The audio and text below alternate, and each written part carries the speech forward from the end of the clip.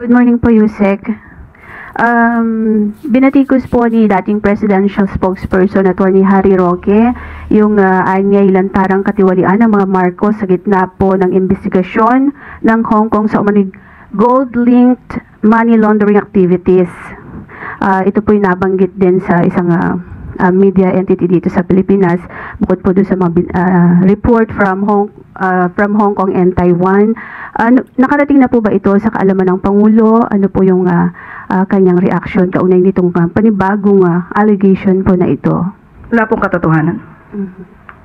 Yun lang po. So yung categorically deny po ito? Walang katotohanan.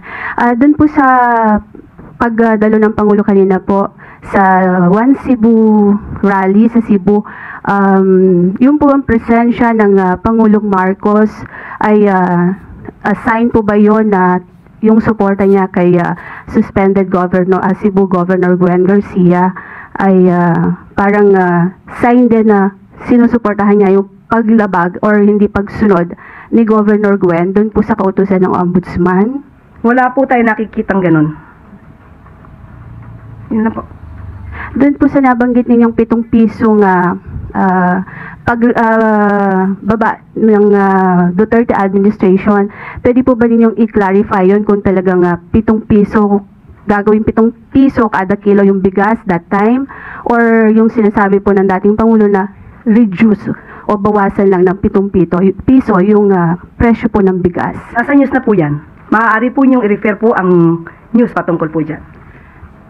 So, malinaw po na reduce po yung nabanggit, pero kayo sabi ninyo sa inyong vlog po ba yun or whatever, yung 7 piso, sabi niyo pangako 7 piso at parang sort of ganun.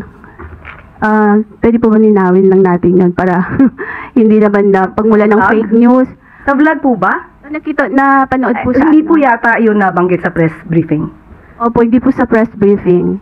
Parang you're talking na pinapakita niyo pa yung SONA something ni PRRD.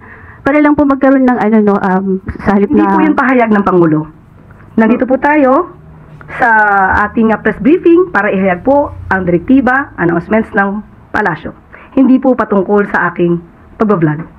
Hindi pa nabanggit ko lang po yung vlog, Yusek, ano po? Para lang po hindi then pasensya na po, hindi po ako makakasagot ng anumang sinabi ko outside from this press briefing.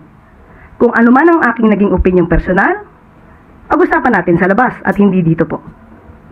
Kasi po parang makaka-apekto rin po dun sa mga ng Pangulo na medyo iba yung nababanggit. Ms. Eden, kung ano po ang inyong pakay patungkol po dito, inuulit ko po, ang aking pag-vlog ay wala pong kinalaman ang Palasyo, ang Pangulo at ang gobyerno. Let's move on. Thank you. Good afternoon po, Yusek. VP Sara Duterte calls the complaint against Congressman Pulong Duterte a part of the administration's political attacks. Your reaction po?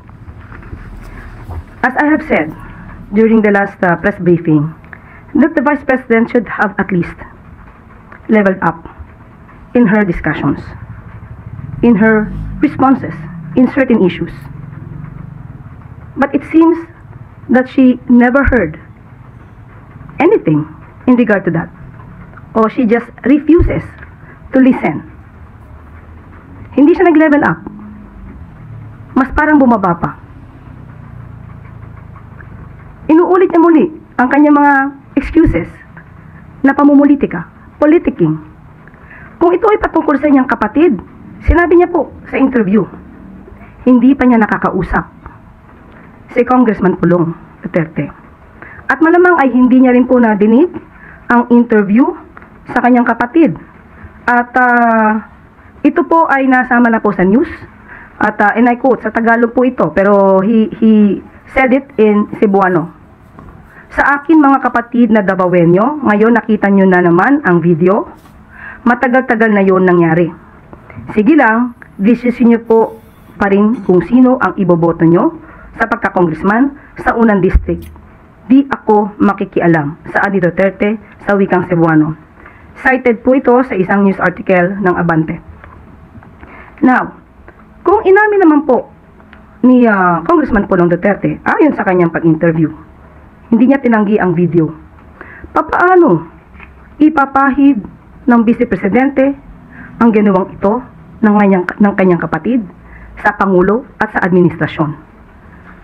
Nabanggit dito na ang pagka-hire, pagkuha ng ibang mga kababaihan for their own satisfaction, ang sandaling kaligayahan, bakit ito ibibintang sa Pangulo?